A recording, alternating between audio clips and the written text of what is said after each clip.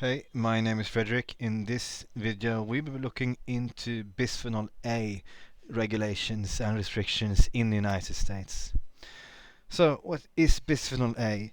It's a chemical used to improve certain material characteristics in plastics, more specifically durability and also heat resistance, which also explains why it's more commonly used for food contact plastics. That's where it's being used more traditionally anyway, compared to other plastic items. And that's also what the restrictions often focus on. So, the use of bisphenol A has been restricted or even banned for certain types of products. So different restrictions that apply depending on the product. The reason is that BPA may, I'm not an expert, but they say that it can possibly slow down brain development and also impact fertility, which is why BPA is more restricted when it comes to items for infants or children. Okay. Now, as mentioned, BPA can more commonly, on average anyway, be found in kitchen utensils, lunchboxes, food packaging, but also other plastic products. So, is BPA banned in the US? Well, it's not that straightforward.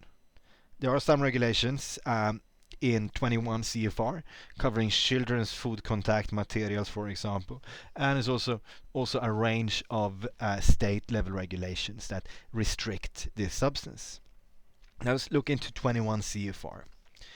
The way they, let's say, implement these restrictions is depending on the type of product, you can say. And you can see it's really this one is specifically for children's FCM.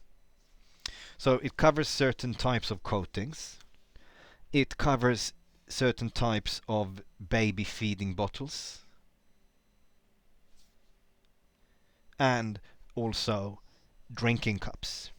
Now, you can assume that this applies if you sell anything that's baby drinking products, pretty much. And you also have a range of state regulations in the US covering BPA. So these may overlap.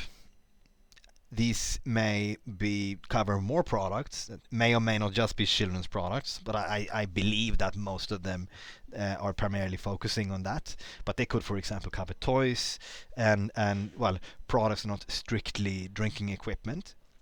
But what this shows you is that de facto there's no way around this. You need to take BPA regulations into consideration, regardless of the product you're selling. As long as we're talking plastic products, at least make an assessment. And if you're selling on Amazon, they're even more strict. So this is this is from the Seller Central, okay? And you can see right here examples of prohibited listings and products. And this is not just for children's products, okay? This is on their list of dangerous items, of prohibited items. And it's pretty clear to me that Amazon is actually banning all products, regardless of age group, it seems, that contain any amount of bisphenol A. So there's no limit. It's just that's it. It's banned. So how do you know which tests you need for your product? And when it comes to BPA, a single substance, well, number one, you need to figure out, well, not you don't have to figure out, you get to that in a bit, but you need to confirm if there are BPA restrictions for your products. And as you see, that depends on the product, that depends on the state, that depends on if you plan to sell on Amazon or not. And then you also need to confirm the limit that applies to your specific product slash material.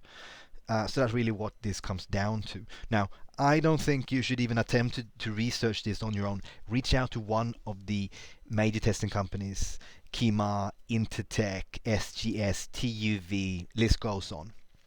These companies have been doing chemical testing for decades, centuries. That's actually true. I think SGS was founded like in the 1840s or something in Switzerland to put things into perspective. These companies have been around for a while. They can make an assessment and they also keep track they keep track of the current set of regulations in the US and also when it comes to individual states. And of course the limits. Because this is fluid. This is changing. Substance, new products may be added to the list. New states may implement regulations covering BPA. The limits may be tightened. So yeah, you need to work with the lab to confirm this. So how much should you expect to pay for BPA testing?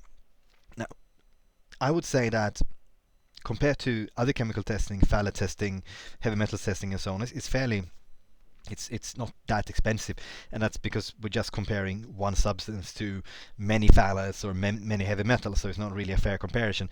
I would say that most of our clients are paying somewhere between 70 to 150 per material they test. And when it comes to food contact products, it's normally just one single homogeneous material.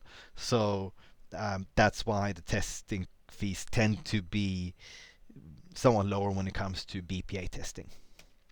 Okay, if you want to learn more about compliance requirements in the US or the EU, you can try out the compliancetool.com/tool or subscribe for more videos.